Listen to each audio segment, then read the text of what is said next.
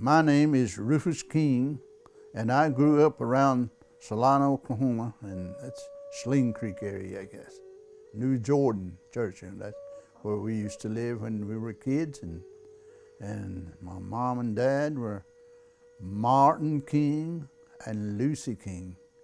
She used to be a grass, 7 of us, 4 of us brothers, and 3 sisters so far. So they all live in J area. When they took me to school when I was 7 years old to Salon. That's where I started.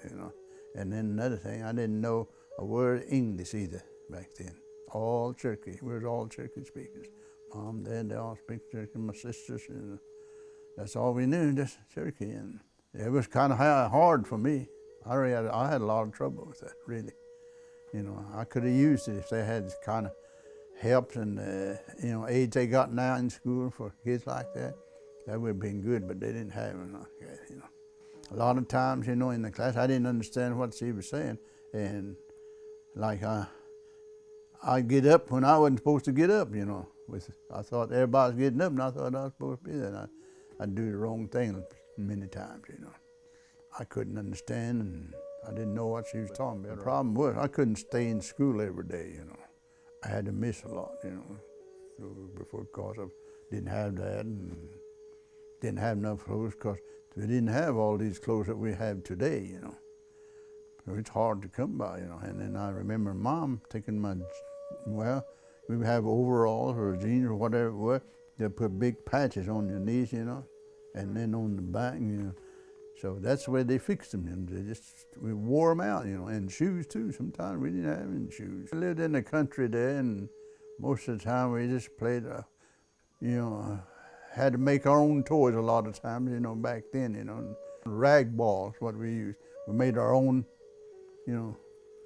rag balls, what they called them, our own bat, just made our own bats, and played ball like that, and whittled some out, and I remember one time I made one, and those little spools that come on a sewing thread, I used them, put them on as wheels, They wasn't real good, but it was something to play with. That's the way we made them, and our dad, he used to have some stuff around there like iron wheels about this tall, and with axle put to, and then had a flat bed on it, and with handles on it, where you pushed that around a lot, We'd go out in the woods, pick berries sometimes, and that's part of the game, I guess.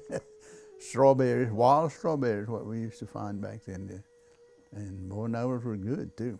Yeah. And so Mom would say, go out and find us some wild strawberries, and we'd get, probably about almost a quart again, out there, and she'd fix it. And so that was what we had to do. And then she'd say, she had in her kitchen, she had the wood cook stove, So us kids had to go out and gather wood, little bit of sticks, dry sticks, and I'd bring them home and cut them up, so she can cook, And that's the way, that was our life. We had a spring just right below our house, good cold water, And we'd go down there and play in it, and like in the summertime. Yeah, so that was like your swimming hole? Yeah, that was when it was hot and we pour water on our house. That's the way we kept cool, and we didn't really have to run down to the creek every time, but the Sling Creek was about a mile down from us. I remember we used to have quite a bit of snow in the winter back then, big snow too, Snow stayed on the ground a long time, and we had a lot of places we would go out and, slide on that snow, way down, boy, we had places like that, We stayed out there all day long, Us kids, yeah, it was good. We always found something to do. Whatever we could find to use, as I said, is what we did.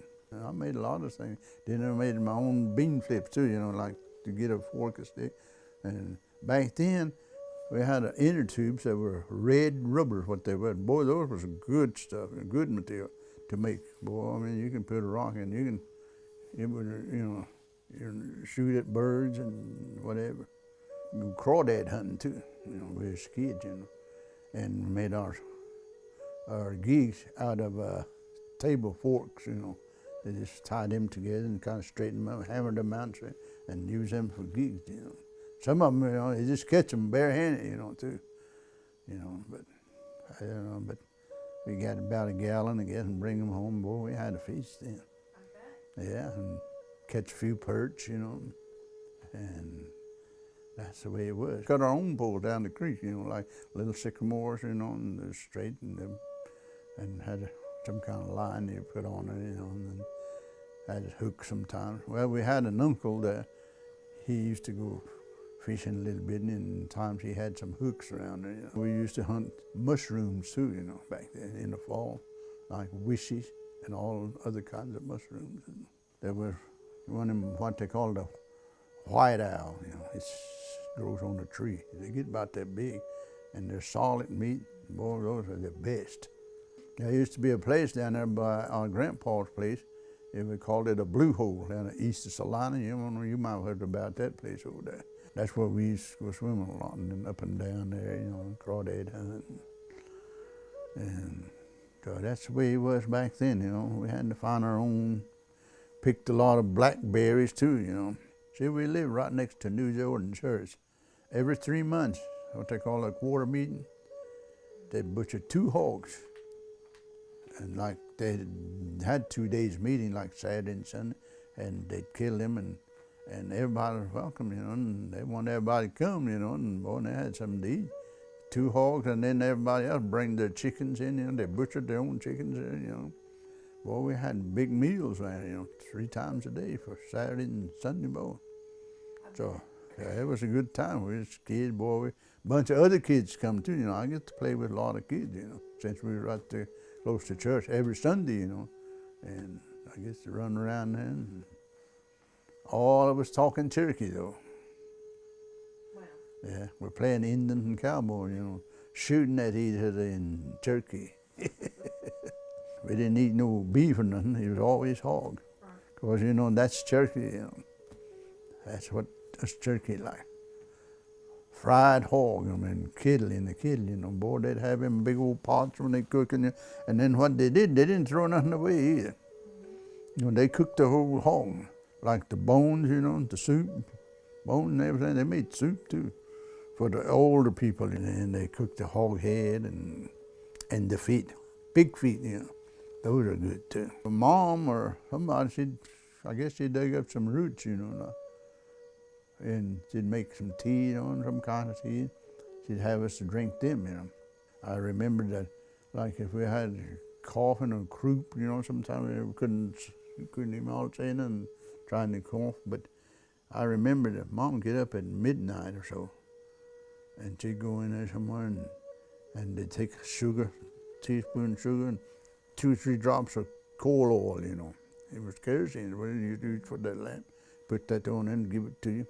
And boy, by morning, boy, your throat would be all clear. You know, as a family, you know, I know that's important, you know, to stay close, to remember who you, and back then too, you know, that Mom, she used to tell us that there used to be some people visit with us sometimes, you know, they'd come in and stay there 2 or 3 days with us, and she'd tell us those are kinfolks.